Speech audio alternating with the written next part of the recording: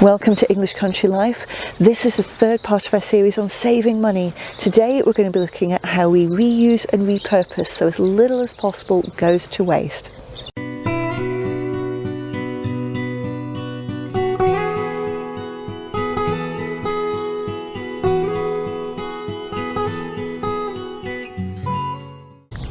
Hello, welcome to English Country Life.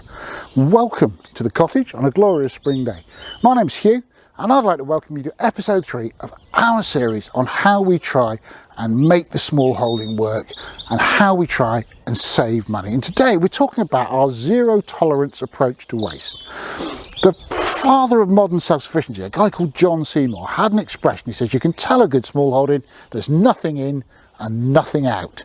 And if we have a zero tolerance approach to waste, that we're trying to put nothing into the bin, that really helps us to reuse things, to use things imaginatively and minimize our bills. And we've got 4 examples we want to share with you today of how we do that. So let's take a look.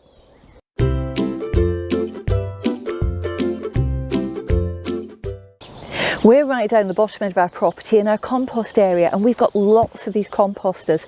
They're amazing for turning vegetable waste into really nutritious compost, but you need some vegetation and some brown waste as well. If you think about it, if you're putting grass cuttings in, for example, when they start to break down, you end up with a horrible slimy mess. So we actually bring down things like cardboard and junk mail, and we just rip little bits off and add that into the compost bin, and that's enough to make this really nutritious stuff we can put back on the vegetable beds. And you might be wondering what this little green caddy is. Well, this is what we keep in the kitchen. So when we're cooking, cutting the tops off onions, peeling carrots, peeling potatoes, all goes into this little caddy. When it's full, we bring it down, put it into the compost bin. But how does it work? Well, inside here, there's lots of bacteria, and the bacteria eats the vegetation we put in and breaks it down. And it works really, really well. And although we don't like black plastic, all of ours have been given to us over time. And the wonderful thing about the black plastic is, particularly in summer, it's absorbing sunlight, which actually adds heat on the inside. You need that heat to help the bacteria grow and break everything down. It's something anyone can do, and it's really, really useful. This is the top of one of the compost bins that's been breaking down for about 18 months, and you can see, look at that, that's actually been produced. This compost is really nutritious. Before we use it for seeds, for example, what we'll do is we will sieve it to get out still some of these larger chunks. But if we're going to put it straight onto beds where we're growing things like carrots or parsnips, we'll put it on as is and then we'll rotivate it into the soil.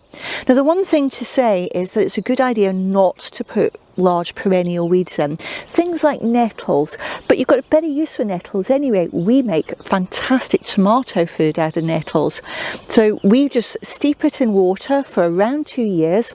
Very smelly mix, but it's the best tomato food you'll ever have, and that saves money too, because we don't have to buy anything to get the best tomatoes you'll ever eat. And this is where we make that tomato food. The water butt on my right hand side here is an old one which is no longer connected to any gutters. We fill it with water, and over time, as we weed, pull out nettles, and we also add comfrey too, stuff it into that water butt, and actually it makes the smelliest liquid you've ever smelt in your entire life. What comes out is very concentrated. For every 1 part of liquid that comes out, you need to add another 10 parts of water. But great tomato food, better than anything you'll buy from a commercial bottle.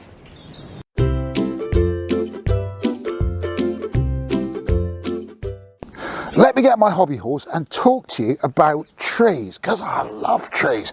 And over here you can see the logs that we produce that heat our home and cook our food. But let me just tell you, those of you who don't already know, the trees we use are local trees, and they're problem trees. They're dead, diseased, dying. They're overhanging power lines. They are storm damaged trees that threaten highways and paths and people's cars. We don't use commercially farmed firewood here. But it's also important to tell you that we plant lots and lots of trees, and we plant really rare and really interesting trees. So here, on this little bit of land, we've got more than 50 species of trees, some of them vanishingly rare, like true service trees. But we also grow very useful and interesting trees. We grow hornbeam. Hornbeam used to be used to make the cogs, the gear teeth for windmills, because the wood is so incredibly hard. We grow sweet chestnut, and a sweet chestnut plantation will produce as much food per acre as wheat does. Amazing things, trees, really interesting when you look into them. It's also important to note that the kind of wood we use has a short carbon cycle. In other words, it absorbs carbon dioxide from the air as the tree grows and releases that same carbon dioxide back. There's no net increase in carbon dioxide from using that as fuel, unlike all the fossil fuels. But the last thing is, it's important to use all the trees. And that's what we're talking about today, not wasting stuff. So on this side, you can see chipped wood. Brilliant in the winter because there's no leaves muddled in with it, which causes it to rot. And we use that as a mulch and for paths, and we'll show you a bit more of that in a minute. But we use everything. We use the leaves, we use prunings from the fruit trees, and I really want to spend just a couple of minutes and show you how everything has a purpose. In this, which is our sort of rough area at the end of the field that we use for composting, etc., we also keep a big pile of sort of branches. We keep some branches for kindling for the essie, but we get more than we need. And this is the sort of stuff that we get from hedging, from thinning trees, etc. And what we do, when we've got a decent amount of it, we'll shred it and turn it into this kind of wood chip, and we use that for all manner of things. If it's good hardwood wood chip, particularly from the winter when it's got no leaves on it, we'll keep that, and that becomes the flooring of chicken enclosures when we're in avian influenza, in flock down. If it's a bit thorny though, if it's a bit leafy, or if it's softwood, it's not really suitable for that. But we use it as a mulch in the fruit cages. We use it as bark paths. We use it around the herb bed. Honestly, everywhere you put this stuff, gradually it breaks down, massively improves the nutrition underneath it, suppresses weeds. What's not to like? I'd like to show you this bed.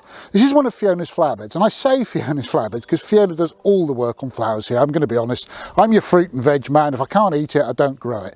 But Fiona keeps the place looking beautiful. I'm ever so grateful. And here you can see us adding wood chip to the soil.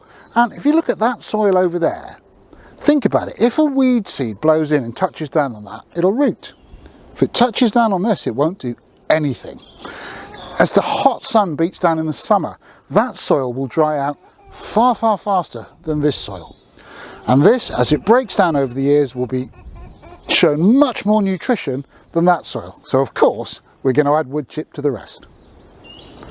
I'd like to show you this. It's a great example. It may look odd to have a great big crate full of twigs, but look how dry these twigs are.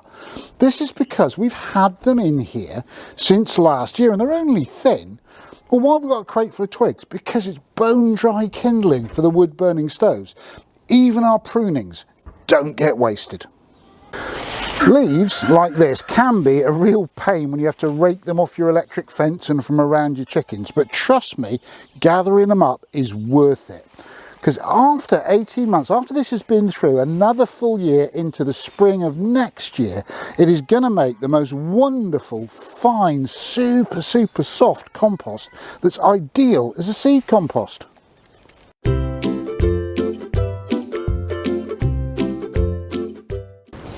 Recycling for us is worst case scenario. What we're trying to do is anything that we have on the property to reuse and repurpose. And here are some examples of where we save ourselves some money. These jam jars here, if we buy anything in a glass jar, we try and make sure we're buying it with a standard size lid, because lids are the things which go. A glass is very expensive to buy. So when we need to reuse these, we put piccalillis in, we make pickled onions, we actually put our jam in there as well. But over years the lids will degrade, and if we've got standard size lids, we just buy a stash of those and replace them. Really, really easy. But the glass, which is expensive, we don't have to buy again. Wine bottles, we reuse these as well. You'll have seen our videos on making strawberry wine and even parsnip wine, and you'll be surprised at how good parsnip wine tastes. But these are used time and time again and save us money.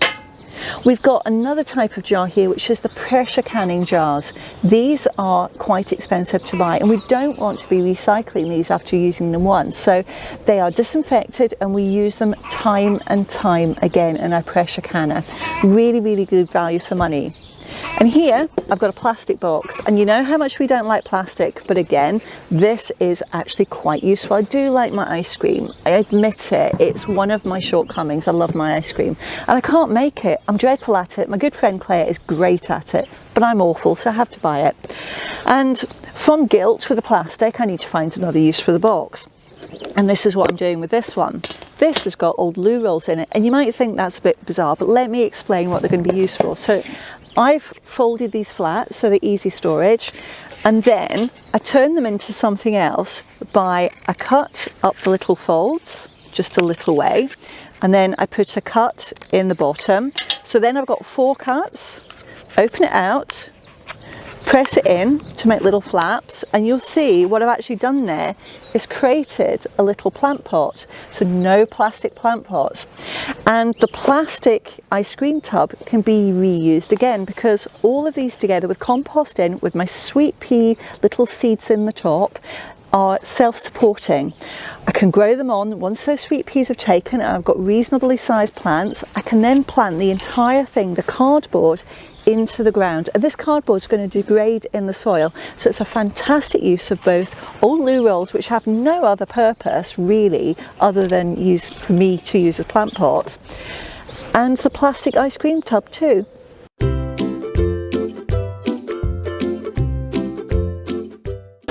I'd like to take just a short period of time and talk to you about waste products. And really what I'm trying to say here is part of our ethos of smallholding is there's no such thing. There really shouldn't. We shouldn't have anything that's waste. A really well managed smallholding is like a little ecosystem, and everything has a use. And let me give you some examples of this. And I want to tell you a tale of 3 buckets. These buckets, these are 5-gallon white plastic buckets, often with lids, and we find them tremendously useful. We use them for all sorts. Well, okay, what's that got to do with waste? Well, these kind of buckets are often used in catering, particularly in a place like bakers who get stuff like fondant icing in it. It comes pre-made, ready to ice your donuts or whatever. They use it all up, and then you've got this bucket, often with a lid at the end. Fabulous quality, but it's empty. Well, I'll tell you what, you know, smile and a thank you and maybe a quid in the charity jar, and they'll give them to you. You know, bit of hot water, bit of elbow grease, wash out anything that's left of the fondant. You've got a brand new lidded bucket for no money at all. This one, the lid is broken, but we still use it. What's in this? Well, in this is lots of scraps of wood. This one sits, and a couple of its friends, by my saws, by my chop saw and table saw, and when I'm remaking the coops, etc., any little bits of wood, any old wood that I've removed, new wood that's too small to be used for another project, goes in the bucket and it forms kindling, and it lights the fire that we then feed with the sustainable logs that we produce. And at the end of that, of course, you get a waste product, don't you? You get ash. And our wood ash is in bucket number 2. I tell you what, you talk to Bob Flowerdew or any of the experienced organic gardeners, and they'll tell you good wood ash, not coal ash, but wood ash. Put a double handful round things like your gooseberries, your black currants, etc. And it's brilliant. It brings back in trace nutrients that they really, really need. So even the wood ash has a use. Let me show you something else.